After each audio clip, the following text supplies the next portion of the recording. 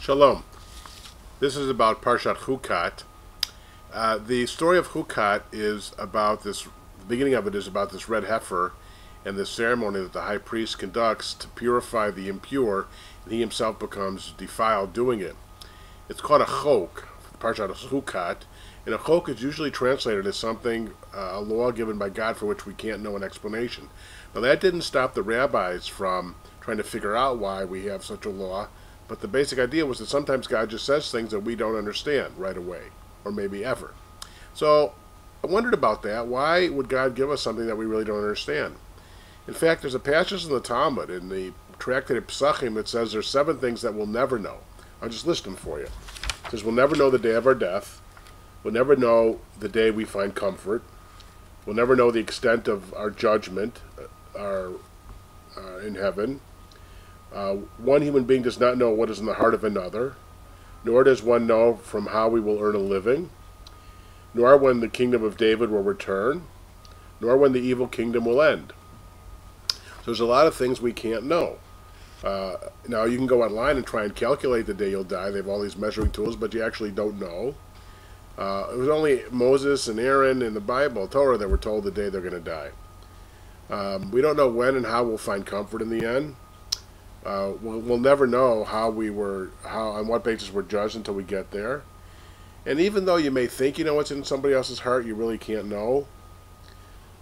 People are always surprised by how they end up earning a living from when they started out.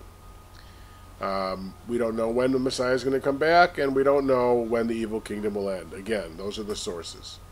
There's lots of other things we don't know either. Questions we have. The book of Job wonders why the righteous suffer. And it says in the Talmud the same thing, that we don't know why there's the wicked have tranquility and the righteous suffer. We just believe that in the end that there'll be correct judgment. Why does Israel suffer? Why do the people torment the good country of Israel?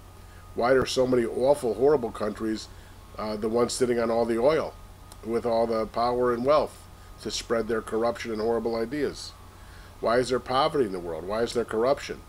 Well, one thing we know, it says in the Talmud that God sees everything, but freedom of choice is given. And to the extent that people exercise their free choice with wickedness and evil, then wickedness and evil exist in the world. Why are there hurricanes, and why tornadoes, and why are there bad things in the world? Well, the Talmud says that the world has the Darka has the earth itself has its own rules, and those rules include those things. You have to have pressure points, releasing things, and that's the way the world was made. And so what do we learn from this?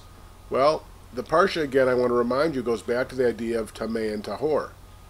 That there are some things in the world that are pure and some things that are impure, and we have to distinguish carefully between them and try and purify the impure things. And I think the best way we can understand that in modern terms is the word Mekadesh. That Judaism clearly sees there are things that are holy and things that are profane, things that are good and things that are evil. And our job is to try and make the evil good, to try and make the mundane and profane holy, to Mekadesh. That's the job of the Jew. We're not at holiness yet. That was the sin of Korach we learned about last week. The Torah says, he says, we're all holy. Well, we're not. But we can try and aspire to holiness and try to make the world holier. That, I think, is one of the main messages of this idea of, even though there are certain things that we won't know and we can't know, just the way that we're constructed, and we're not God.